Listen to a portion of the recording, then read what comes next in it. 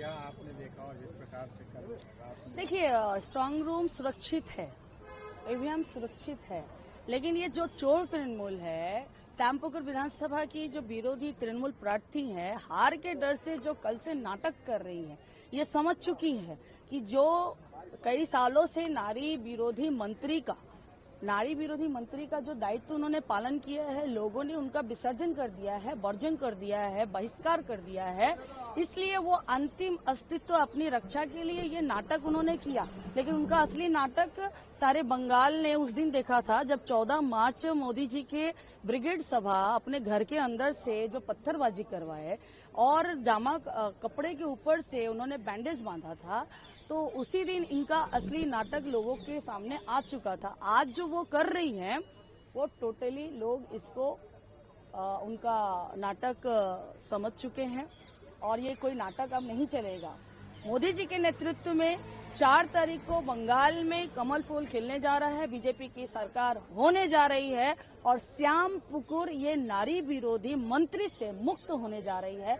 जनता भय मुक्त होने जा रहे हैं, जनता अपने सम्मान और अधिकार को पाने जा रहे हैं। इसी बौखलाहट में आकर ये लोग आज धरना पे बैठ रहे हैं और मैं ये गारंटी के साथ बोल रही हूँ, आगे 4 तारीख को बंगाल की जनता, श्यामपुकुर की जनता ये नारी विरोधी मंत्री और ममता सरकार को फुटपाथ पे बैठाने वाली है। कल रात में हमने सब देखा स्ट्रांग रूम के बाहर जो हुआ है, क्या कहेंगे आप? आज खुद आए हैं, पूर्णिमा दी भी आए हुए हैं स्ट्रांग रूम देखने के लिए, क्या कहेंगे इसके ऊपर? यहाँ पर तो आने के लिए कोई रोक टोक नहीं है। यहाँ पर तो उनके लोग भी तो 24 घंटा हम लोग देखें फेसबुक के अंदर दे रहे हैं, प्रहरी होकर के हम बैठे हैं, ये हैं। अब प्रहरी के ऊपर भी उनको अपने प्रहरी पर भी विश्वास नहीं है। देखिए, जिस सिस्टम से पोस्टल बैलेट और का आना जाना और ये सेग्रीगेशन और होता है, और कल भी हम आए थे सुबह, जो अनयूज जो ईवीएम मशीन है उनको सील किया गया। अब उसके अंदर कोई कैंडिडेट नहीं आ रहा या एजेंट नहीं आया तो उसका तो इलेक्शन कमीशन इंतजार नहीं करेगा।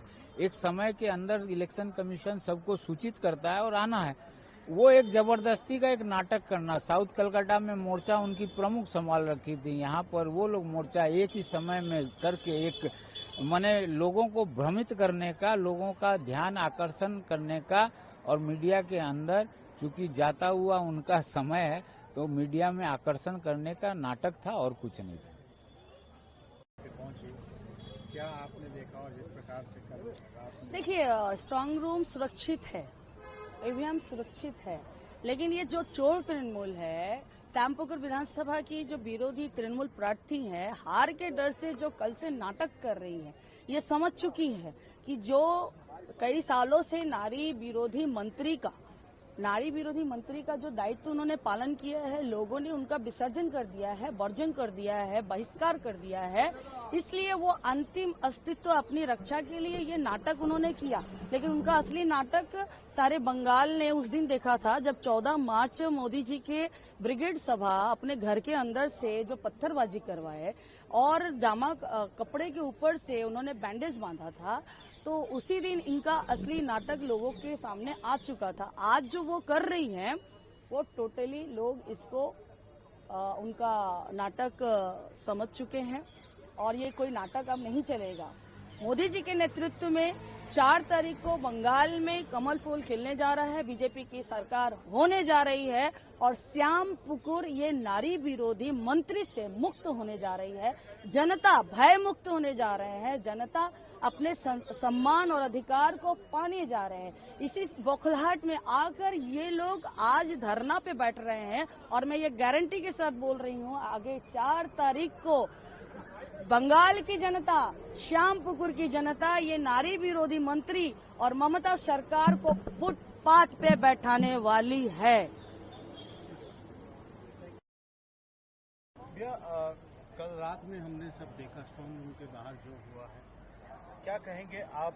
आज खुद आए हैं, पूर्णिमा दी भी आए हुए हैं स्ट्रांग रूम देखने के लिए, क्या कहेंगे इसके ऊपर? यहाँ पर तो आने के लिए कोई रोक टोक नहीं है। यहाँ पर तो उनके लोग भी तो 24 घंटा हम लोग देखें फेसबुक के अंदर दे रहे हैं, प्रहरी होकर के हम बैठे हैं, ये हैं। अब प्रहरी के ऊपर भी उनको अपने प्रहरी पर भी विश्वास नहीं है। देखिए, जिस सिस्टम से पोस्टल बैलेट और का आना जाना और ये सेग्रीगेशन और होता है, और कल भी हम आए थे सुबह, जो अनयूज जो ईवीएम मशीन है उनको सील किया गया। अब उसके अंदर कोई कैंडिडेट नहीं आ रहा या एजेंट नहीं आया तो उसका तो इलेक्शन कमीशन इंतजार नहीं करेगा। एक समय के अंदर इलेक्शन कमीशन सबको सूचित करता है और आना है।